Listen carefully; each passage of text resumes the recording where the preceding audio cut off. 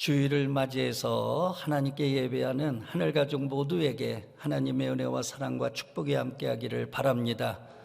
오늘은 영적인 임팩트라고 하는 제목으로 말씀을 증거하겠습니다. 1703년 청교도 신앙 가정에서 출생한 미국의 영적 대각성 운동을 일으킨 조나단 에드워드 목사님이 계십니다. 아버님도 목사님이고 할아버님도 목사님이셨어요. 철저한 청교도 신앙의 집안에서 태어나시고 성장하신 그런 목사님이십니다. 6살 때부터 라틴어, 그 다음에 히브리어, 이런 어학 공부를 했다고 그러죠. 얼마나 수재였는고 하니 13살에 예일대학에 아주 1등으로 입학을 했습니다. 졸업할 때도 수석으로 졸업을 했습니다. 하나님께서 얼마나 지혜를 주셨으면 13살에 예일대 들어가서 4년 졸업할 때 수석으로 졸업할 수 있었겠습니까? 대학 다니면서 많은 체험을 하고 많은 변화가 있었습니다. 그래서 대학원은 신학대학원에 진학을 했습니다. 주의 종이 되겠다. 사역자의 길을 걸어가야 되겠다. 그래서 대학원에 신학을 공부하게 됐습니다. 17살에 성령을 체험하고 아주 철저하게 회심을 갖게 됐습니다. 그런데 조나단 에드워드 목사님이 이제 대학 졸업하자마자 목회를 하셨는데 30대 중반에 아주 강력한 하나님의 임재를 체험하는 그런 사건을 맞이하게 됐습니다. 이제 그 사건을 놀라운 신비적 체험을 개인적 진술이라고 하는 저서에서 다음과 같이 고백을 하고 있습니다. 제가 그 개인적 진술에 나온 내용을 읽어드리도록 그렇게 하겠습니다. 주 1737년 어느 날 나는 건강을 위해 숲속으로 말을 타고 들어갔다. 그리고 고적한 곳에서 말을 내려 여느 때처럼 명상과 기도를 위해 산책을 시작하려 했다. 그때 나는 하나님의 아들의 영광에 대한 비범한 시야가 열리는 것을 체험했다. 그는 하나님과 나 사이의 중보자로 나타났다. 그의 놀랍고 위대하며 충만하고 순수하며 달콤한 은혜와 사랑 그리고 온유하고 부드러운 겸손을 보았던 것이다. 내게 그처럼 고요하고 달콤하게 나타났던 이 은혜는 하늘보다 더 위대해 보였다. 그리스도의 인격이 형언할 수 없이 탁월해 보였으며 모든 생각과 관념을 다 집어삼킬 수 있을 만큼 위대한 탁월성을 가진 것으로 보였다. 내가 판단할 수 있는 한 그것은 한 시간 정도 계속되었다. 그 시간 대부분을 나는 눈물의 홍수 속에서 큰 소리로 울며 보냈다. 내 영혼은 비워지고 소멸되었으며 먼지 속에 누워 오직 그리스도만으로 충만해져서 거룩하고 순수한 사랑으로 그를 사랑하고 신뢰하며 그분에 의해 살면서 그를 섬기고 따르며 그리스도의 충만함 속에 전적으로 삼켜져 완전히 성화되고 신적이고 천상적인 순수함으로 순수해지는 것을 느꼈다는 것 위에 다른 말로는 도저히 표현할 길이 없었다. 아멘. 여러분, 하나님의 임재를 체험한 줄로 믿습니다. 강력한 영적인 신비한 체험을 하게 된 줄로 믿습니다. 영국이나 미국이나 영적 각성운동을 전개한 분들의 공통점이 뭐냐? 아주 강력한 영적인 임팩트 사건이 있었다는 거예요. 강력한 신비한 체험이 있었다는 거예요. 강력한 성령의 체험이 있었다는 거예요. 놀라운 거죠. 여러분, 신앙의 위인들, 하나님을 만나고 예수님을 만난 그런 강한 영적인 임팩트가 있기 때문에 그들의 삶이 하나님을 위해 거룩하게 드려지는 그런 삶이 된 줄로 믿습니다. 여러분, 성경을 보세요. 하나님께서 쓰셨던 모세, 야곱, 이사야, 베드로, 사도 바울 공통점이 뭐예요? 예수님을 만난, 하나님을 만난 강력한 임팩트가 그들의 삶 가운데 있었다고 하는 사실입니다. 여러분, 하나님은 왜 강한 임팩트를 통해 그들을 만나 주셨겠습니까? 여러분, 사람들은요 잘 믿을 것 같아도 그렇지 않아요. 인간의 이 속에는요 늘 의심이 도사리고 있어요. 또한 사람들은 세상의 지식 경험, 그리고 세상의 문화와 그 다음에 논리 뭐 이런 것 속에 갇혀 있기 때문에 믿는다? 그거 쉽지 않아요. 그래서 하나님은 그런 거로부터 빠져나오게 하시고 그런 것으로부터 구해내셔서 하나님을 믿되 아주 잘 믿는 믿음의 사람이 되게 하시려고 하나님께서 강한 임팩트를 그들에게 허락해 주시는 줄로 믿습니다. 특별히 하나님께서 쓰시고자 하는 사람들, 하나님께서 부르신 자들, 여러분 사람이 하나님의 부르심에 쉽게 순종할 것 같아도 그렇지 않거든요. 그렇기 때문에 하나님께서는 강한 임팩트를 통해 하나님의 부르심에 그들이 순종하게 하시는 겁니다. 우리가 예언자 가운데 이사야 대선지자죠. 이사야 선지자도 하나님께서 부르실 때 성전에서 예배를 드리는 가운데 하나님의 임재를 강력하게 체험케 하시잖아요. 그래서 이사야가 회개하고 하나님의 부르심에 순종하고 그래서 대예언자의 길을 걸어가게 된 줄로 믿습니다. 그러므로 우리가 신앙생활하면서 강력한 임팩트가 있기를 바랍니다. 하나님을 만난 체험 있기를 바랍니다. 예수님을 강하게 만난 체험 있기를 바랍니다. 그럴 때 우리가 신앙으로 결단하고 정말 굳고 아주 굳건한 믿음 위에 설 수 있다고 하는 사실을 기억하고 저도 그렇고 여러분들도 그렇고 영적인 임팩트가 우리의 신앙생활 가운데 많이 있기를 주의 이름으로 소망합니다. 그러면 하나님께서 또 예수님께서 강한 임팩트 주시는 사람은 어떤 사람이겠습니까? 첫째는요, 하나님께서 사명자로 부르신 자, 하나님께서 쓰시기로 작정한 자들, 그런 사람들에게는 강한 임팩트를 허락해 주시는 줄로 믿습니다. 여러분 구약의 모세, 하나님께서 쓰시기로 작정한 사람 아니에요?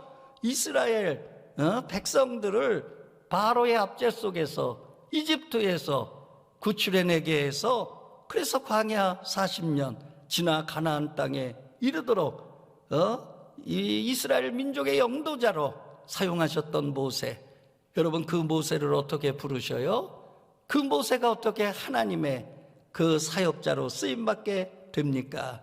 여러분 오늘 출애굽기 3장의 내용이 바로 그 내용인 줄로 믿습니다. 모세가 장인 이드로의 양을 치고 있었죠. 하나님의 산 호렙에 이르렀을 때에 하나님께서 모세에게 나타난 줄로 믿습니다. 어떻게 나타나셨어요? 하나님은 영이시기 때문에 우리가 육의 눈으로 볼 수 없는 거죠. 떨기나무가 있는데 불이 붙었어요. 그런데 불이 붙으면 떨기나무가 다 타야 되는데 타지를 않아요. 떨기나무에 어마어마한 불이 붙었는데도 여러분 그 떨기나무가 하나도 타지를 않는 거예요. 그러니 얼마나 대단한 체험입니까? 근데 그 불꽃에서 음성이 들려요. 모세야, 모세야, 모세야. 하나님께서 모세를 부르신 줄로 믿습니다. 여러분 모세 그동안 떨기나무 수없이 봤죠? 양을 치면서 광야에서 얼마나 많은 떨기나무를 봤겠어요.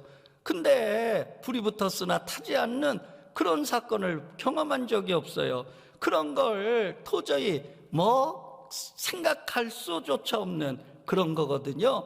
그런 일이 일어난 거예요. 도저히 믿기지 않는, 도저히 이루어질 수 없는 그런 일들이 이루어진 거예요. 그런 황홀한 광경을 목격한 모세, 그 속에서 하나님의 음성을 듣고, 여러분 하나님께서 부르시니까요 두 손 들고 뭐라고 고백을 합니까? 하나님 내가 여기 있나이다. 하나님 내가 여기 있나이다. 하나님의 부르심에 응답한 줄로 믿습니다. 순종한 줄로 믿습니다. 그렇기 때문에 하나님께서 쓰시기로 작정한 사람, 하나님께서 사용하시기로 작정한 사람, 그런 사람들에게 강한 임팩트를 경험케 하셔서, 그래서 하나님의 부르심에 순종하고 그 길로 나갈 수 있도록 인도하시는 줄로 믿습니다. 여러분, 그러면 왜 강한 임팩트를 주시는 거예요? 첫째는 순종케 하기 위함인 줄로 믿습니다. 여러분, 모세 봐보세요. 모세가 배울 만큼 배운 사람 아니에요? 바로 공주의 아들로 궁궐에서 아주 귀한 교육을 받고 자랐다고요. 여러분, 또 이 모세는요, 지금 현재 나이가 80이에요. 그러니까 하나님의 일을 하기에는 이미 인생이 기울어진 그런 나이예요. 여러분, 그러니까 뭐 배울 만큼 배운 사람, 또 나이가 지금 무슨 일을 할 때가 아니에요. 인생을 마무리할 때지. 그런데 그냥 불러봐요. 과연 순종할 수 있겠어요?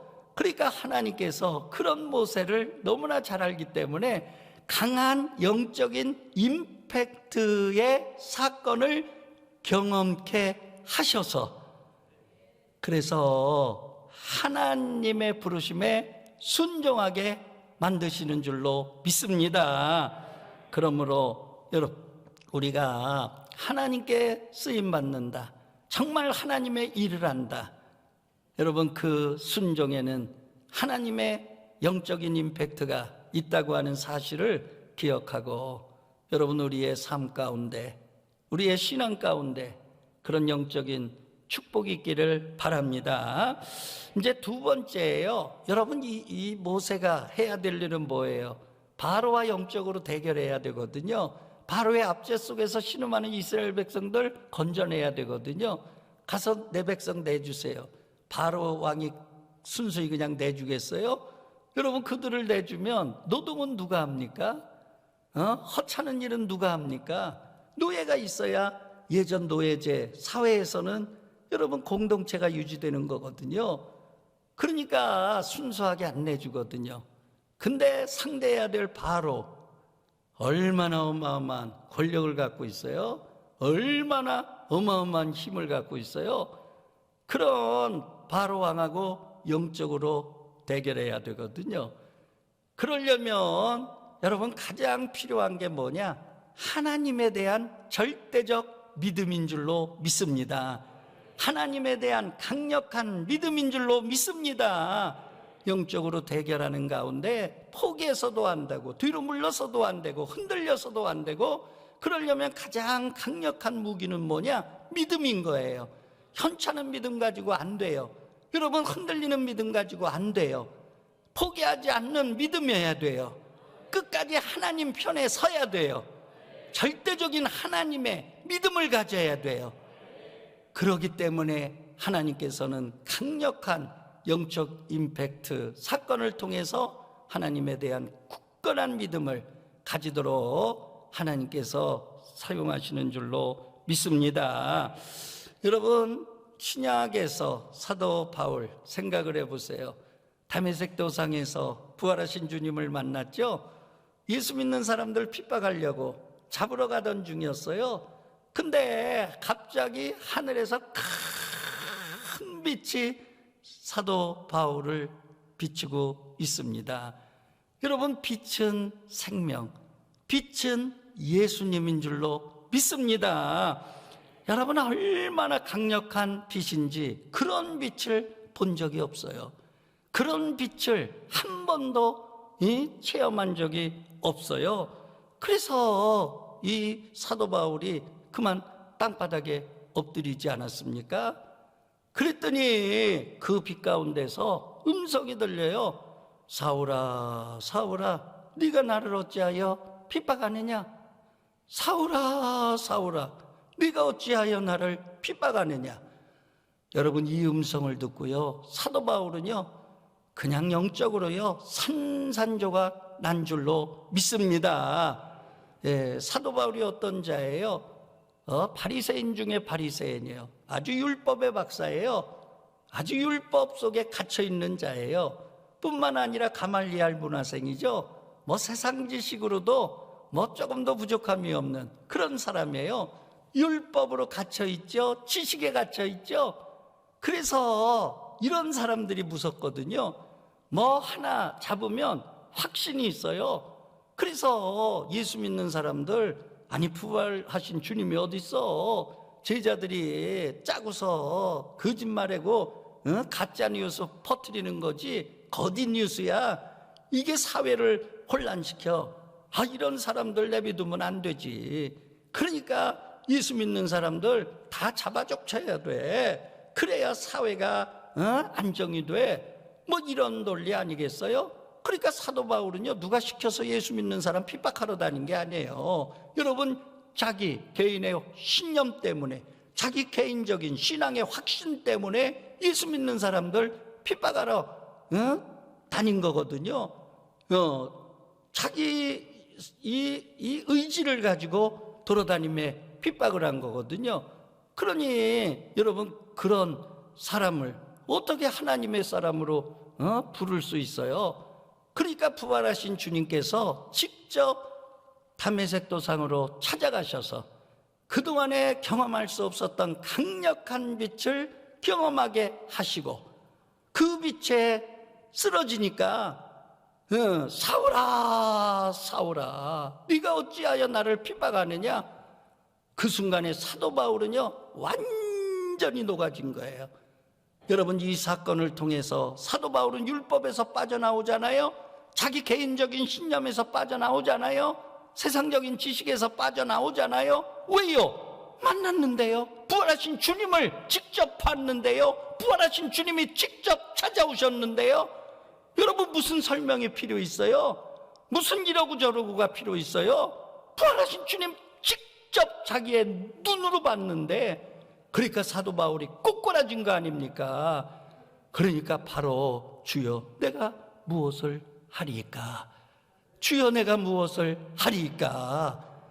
여러분 아시잖아요. 베드로는 유대인의 사도로, 사도 바울은 이방인의 사도로 우리 주님께서 사명자로 부르셨죠. 이방인들이 율법을 알아요? 뭐 율법으로 예수를 설명할 수 있어요? 이방인들은 모르는 자들이거든요. 그러니까 이방인의 사도로 활동하려면 제일 중요한 건 뭐냐? 부활하신 주님을 만나야 돼. 할렐루야. 부활하신 주님 내 눈으로 봤어. 부활하신 주님 나를 찾아오셨다니까. 예수님 부활하셨어. 내 눈으로 봤어. 여러분, 이런 경험만이 이방인들에게 예수를 전하는 무기가 되는 줄로 믿습니다. 성경에서 하나님을 이르란 사람들, 다니엘, 영적인 강한 임팩트가 있었죠. 풀무불에 던짐을 받았어요. 그러나 머리털 하나, 옷 하나 끌림, 상함이 없었어요. 얼마나 큰 영적 강한 임팩트입니까? 요셉 봐보세요. 요셉, 요셉도 사건. 여러분, 하나님의 개입하심이 그 안에 있었던 거 아니겠습니까? 야곱을 보세요. 여러분, 야복강가의 야곱, 이야, 하나님과 겨루어서 승리했어? 할렐루야, 아멘입니까? 여러분 봐보세요. 야복강가에서 저 야곱이 하나님을 만날 때, 여러분 외삼촌 라반의 집에 가서 머슴살이 했습니다. 얼마나 고생한지 아세요? 낮에는 더위와 밤에는 추위와 그 다음에 눈 붙일 겨를조차 없도록, 여복하면 야곱이요 바로왕 앞에서요 내 인생이 지금 140이나 험난한 세월을 보내었나이다. 내 인생을 뒤돌아볼 때 험난한 세월을 보냈나이다. 그런 인생을 산 야곱이거든요. 머슴살이라고 하는 게, 여러분 두 다리 한번 제대로 피고 살 수가 있어요? 잘 수가 있어요? 그럼에도 불구하고 하나님이 축복을 해주셔서 이스라엘의 거부가 된 줄로 믿습니다. 여러분, 이제 아버지 집으로 돌아오는 거예요. 거부가 돼서 돌아오는 거예요. 여러분, 도망장이 신세 맨손으로 집을 나왔어요. 근데 20년 만에 거부가 됐어요. 그분이 환영해요.